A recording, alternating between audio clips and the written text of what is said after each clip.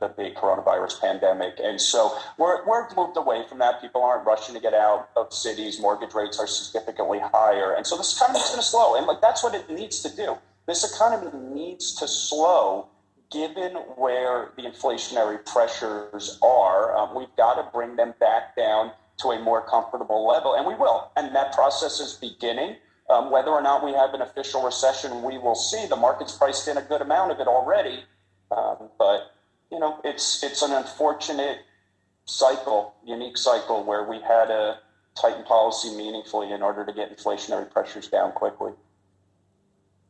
So, Brian, how is this environment informing your investment strategy, and what do you see as most attractive right now?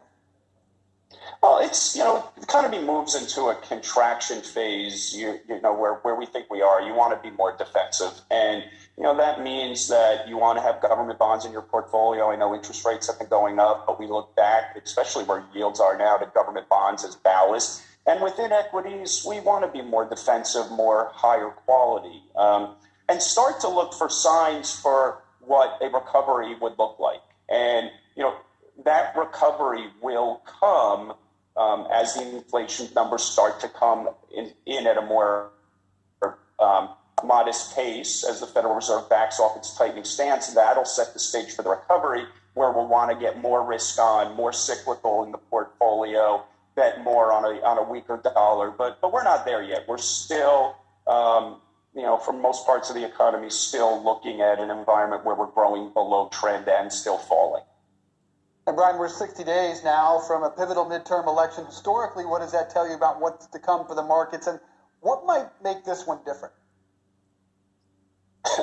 Yeah, I mean, look, I think a lot of people have thrown around this statistic that the markets haven't gone down since, I think, Eisenhower in the year after a midterm election. So year two tends to be worse on average than the years 1, 3, and 4. And the third year tends to be quite good. And maybe there's something to it. A little bit of the policy uncertainty goes away. There's also this view that divided government could be better for markets, although I'm not sure I find that all that statistically significant. The markets did just fine under Obama with single party rule, and they did fine under Trump with single party rule. So, you know, but